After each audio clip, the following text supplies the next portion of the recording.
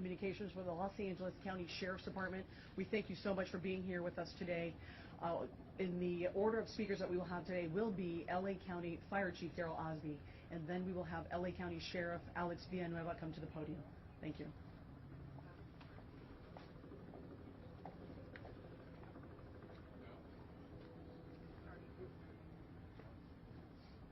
Let's go live with Chief Daryl Osby of the County Fire Department. Good afternoon. My name is Daryl Osby, and I'm the Fire Chief of the Los Angeles County Fire Department. I want to thank you for coming here to today's briefing of the Willow incident. Today, shortly before 10 o'clock at 9:47 a.m., the Los Angeles County Fire Department received a 911 call of a potential helicopter down in a brush fire at the intersection of Los Virgenes Road and Willow Glen Street in the city of Calabasas in unincorporated Los Angeles County. Upon arrival, our firefighters discovered approximately a quarter-acre brush fire that resulted from a crash on the hillside. The Los Angeles County Fire Department initial response was 15 pieces of apparatus and 56 personnel that consisted of paramedics, engine company, heavy rescue, truck company, hand crews, and aircraft, and a chief officer to oversee the incident. Upon arrival, during the incident, and upon arrival of the Sheriff's Department, our two respective departments entered into unified command to handle this incident. Our firefighters on scene indicated that there was a debris field and steep terrain with a quarter-acre brush fire that was occurring at the time. Our firefighters hiked in to the accident site with their medical equipment and hose lines to extinguish the stubborn fire, as it included the brush fire, debris from a helicopter, and the fire also included magnesium, which is very hard for our firefighters to extinguish because magnesium reacts with oxygen and water.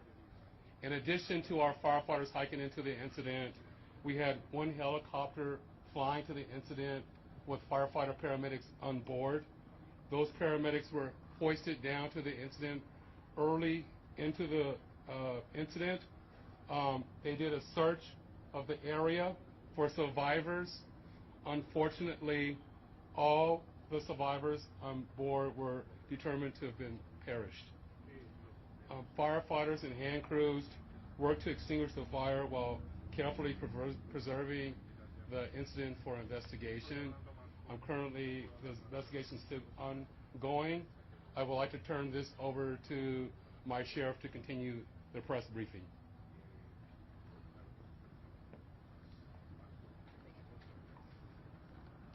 Thank you, Chief Osby.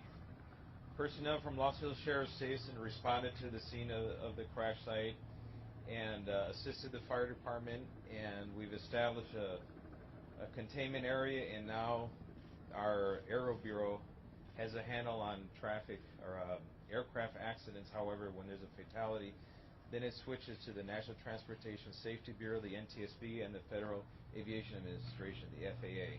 The FAA is already on scene and assisting.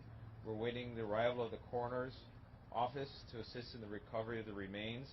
As the chief indicated, there were no survivors. We have a manifest that indicates that there was 9 people on board the aircraft, the pilot plus 8 individuals. There is wide speculation as to who the identities are. However, it would be entirely inappropriate right now to identify anyone by name until the coroner has made the identification through their very deliberative process, and they've made notifications to next of kin. And it would be extremely disrespectful to understand that your loved one was perished and you learn about it from TMZ. That is just wholly inappropriate, so we're not going to be going there. We're going to wait till the coroner does their job, and we're assisting the families of those who believe they've been impacted, and it's a tough process. And our hope goes out to all of the members that were on board, all the family of everyone who was on board this aircraft, and God bless their souls.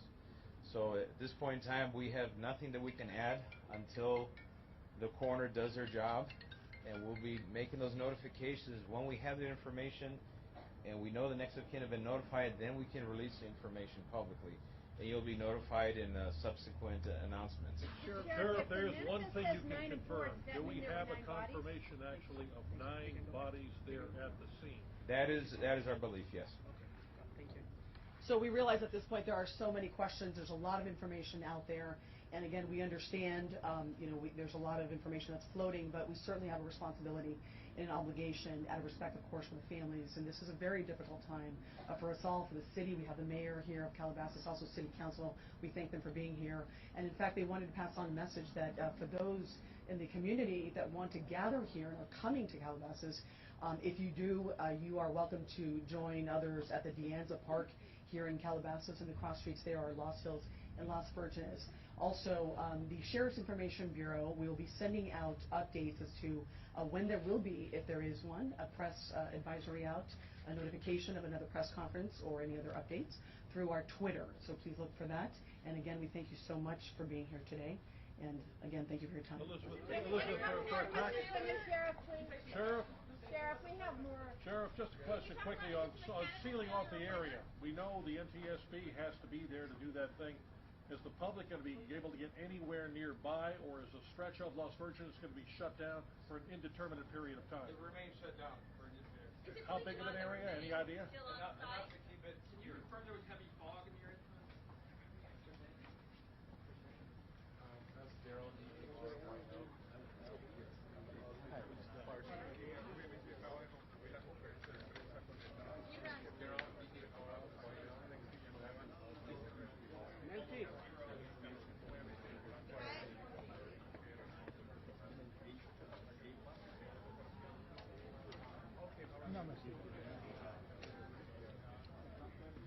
Hello, Julie. How are you?